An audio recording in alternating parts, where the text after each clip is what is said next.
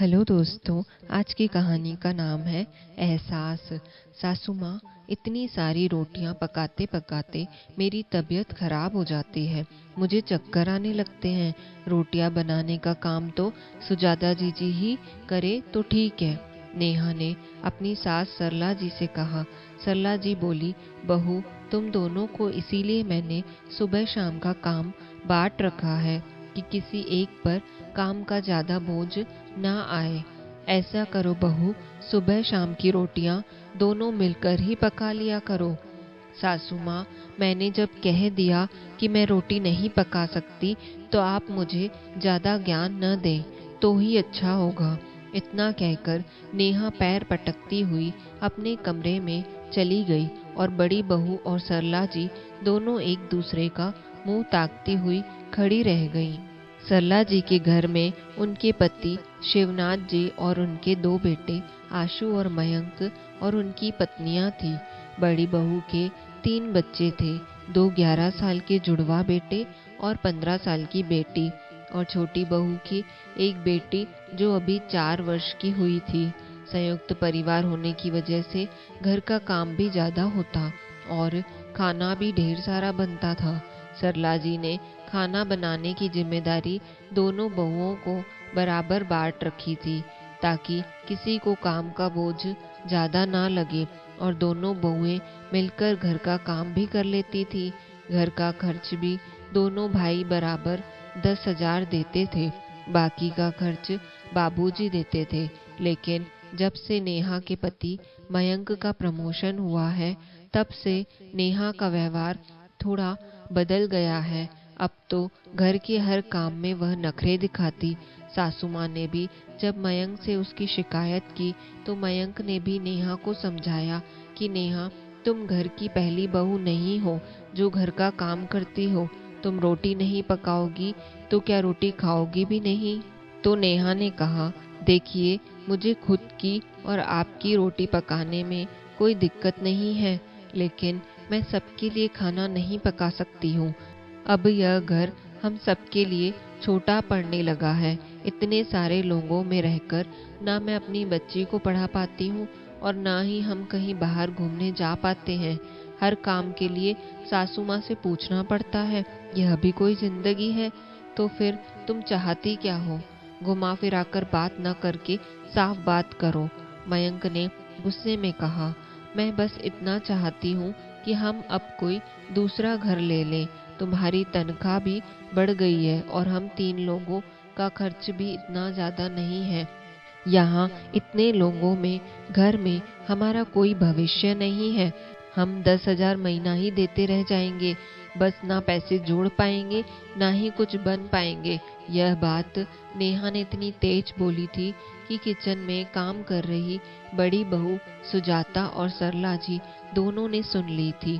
तभी सुजाता जी बोली, माँ जी, आप चिंता न कीजिए, वरना आपका बीपी बढ़ जाएगा। आप जाइए, मैं ही किचन देख लूंगी। बड़ी बहू सुजाता ने सरला जी को पानी पिलाया और उनके कमरे में उन्हें भेज दिया। सरला जी ने सारी बात शिवनाथ जी को बताई। सुनिए जी, छोटी बहू को घर पर 10,000 देना बहुत अखर रहा है, जिस वजह से मेरे बेटे को दिन रात ताने मारती है। घर का सारा काम उसने सुजाता के ऊपर छोड़ दिया है। सिर्फ अपना खाना लेने कमरे से बाहर आती है और फिर कमरे में ही बैठकर खाती है। तो शिवनाथ जी बोले, सरला, जब घर के रिश्तों में खटास आना शुरू हो जाए तो उन्हें अलग कर देना ही बेहतर होता है। मेरे दोनों बेटे दूर दूर ही सही, लेकिन दोनों में प्रेम भावना बनी रहनी चाहिए। तुम फिक्र मत करो, मैं ही कुछ करता हूँ। शिवनाथ जी ने बेटे मयंक को बैठक में बुलाया तो मयंक आ गया। नेहा भी कमरे से बाहर आकर खड़ी हो गई। देख बेटा, अब तू इस काबिल हो गया है कि अपनी अलग गृहस्थी बसा सके, इसीलिए तू अब एक नया घर ले ले। शिवनाथ जी ने कहा, जो हमसे बन पड़ेगा हम तेरे लिए कर देंगे। मयंक समझ गया कि नेहा की आवाज घर में सबको सुनाई दी थी, इसीलिए पिताजी ऐसा बोल रहे हैं। वह बोला, नहीं पिताजी, मैं आपके साथ ही रहूंगा। मेरी गृहस्थी यही है आप लोगों के साथ। तो सरला जी बोली, बेटा कभी कभी कुछ बुरा होने से रोकने के लिए हमें बहुत सी कुर्बानियाँ देनी पड़ती हैं। तू फिक्र मत कर, हम तेरे घर भी आते जाते रहेंगे, लेकिन तू अब दूसरा घर ले ले। सरला जी ने दिल पर पत्थर रखकर यह बात कही थी। मयंक ने ना चाहते हुए भी माँ पिताजी की बात मान ली, क्योंकि उसे पता था कि नेहा माँ को ऐसे ताने मारती रहेगी तो घर का माहौल फिर बिगड़ेगा ही। अगले दिन उसने एक ब्रोकर से संपर्क किया और कुछ दिन बाद एक नया घर ले लिया। शिवनाथ जी ने भी कुछ बचत के पैसे उसे दे दिए थे, जिससे उसे कुछ सहायता मिले। मयंक ने डाउन पेमेंट करवाकर लोन की किस्त बनवा ली। अब मयंक और नेहा दोनों नए घर में शिफ्ट हो गए। अब तो नेहा के कदम जमीन पर ही नहीं पड़ रहे थे। खुद का घर और सिर्फ 3 ही लोग, न सास से कुछ पूछने की झंझट और न ही बापूजी की कोई फरमाइश, सिर्फ अपना पति और अपनी बच्ची। गिनती की रोटी सुबह बनती और गिनती की शाम को। कभी खाना बनाने का मन नहीं करता तो खाना ऑनलाइन ही मंगवा लेती। अब तो किसी का मुंह नहीं देखना पड़ता था। हालांकि जहां नेहा ने नया घर लिया था उस जगह आबादी बहुत कम थी, तो वहां चहल पहल भी कम थी, लेकिन उससे इससे कोई फर्क नहीं पड़ता। लेकिन कुछ दिनों के बाद उसकी बेटी आरोही बहुत मायूस सी रहने लगी। वह हमेशा कहती, माँ दादी के घर चलो ना, मुझे भैया और दीदी की याद आ रही है, मुझे उनके साथ खेलना है। तो नेहा कहती, बेटा तू यहीं पर अपने दोस्त बना ले, वहाँ तो बार बार हम नहीं जा सकते हैं।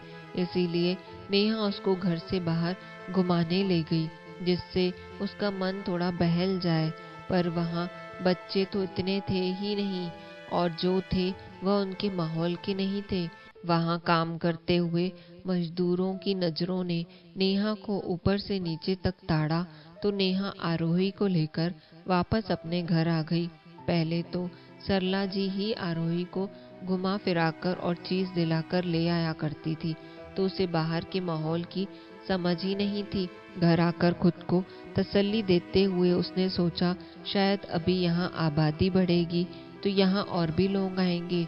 हर जगह थोड़ा समय तो लगता ही है। अब नेहा और आरोही सुबह से लेकर रात तक अपने घर के अंदर ही रहते थे। फिर 1 महीना बाद नेहा ने घर में पूजा रखी तो पूरा ससुराल उसके घर आ गया। सुजाता ने नेहा से कहा, यह आरोही की हालत इतनी कमजोर क्यों दिख रही है? तो नेहा से कुछ कहते ही नहीं बना। तभी आरोही सरला जी की गोद में बैठकर बोली, दादी इस बार मुझे भी आप अपने साथ ले चलो, मुझे यहाँ नहीं रहना है। तो सरला जी की आंखें भर आईं। वह समझ गई कि आरोही अच्छे से खाना नहीं खा रही है, उसे सबकी याद सता रही है। और उस दिन सरला जी के हाथों से उसने इतने दिन बाद पेट भर खाना खाया।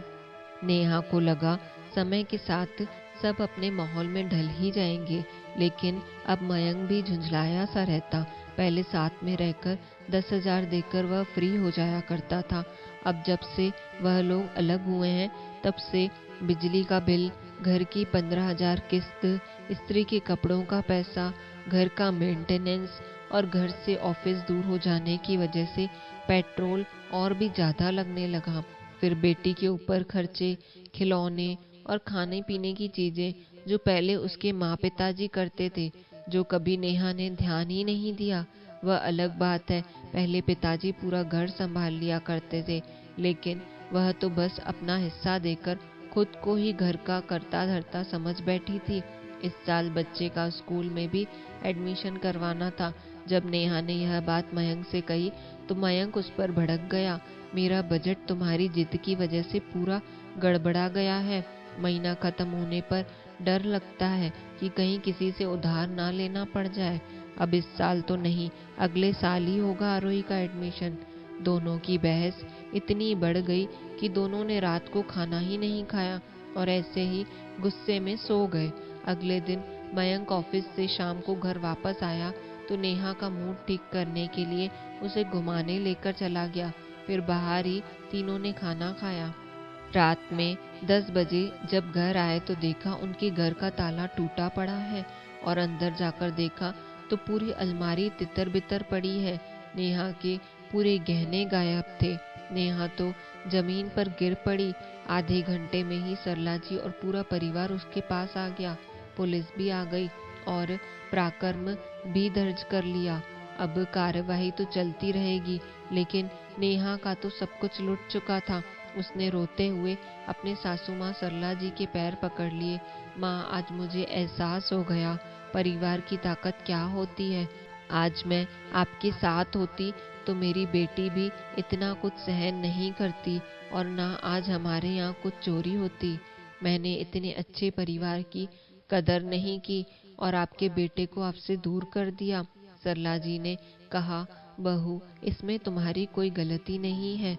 जो गया उस पर अब अफसोस मत करो और अब आगे का देख।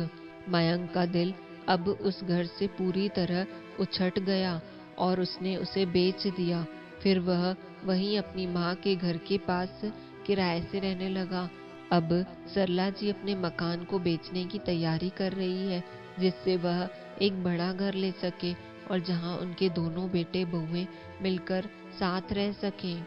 दोस्तों, परिवार एक मजबूत पेड़ की तरह होता है, जिसकी हर शाखा उस पेड़ को मजबूती देती है। लेकिन अगर कोई एक शाखा टूट कर गिर जाए तो वह धीरे धीरे सूख जाता है।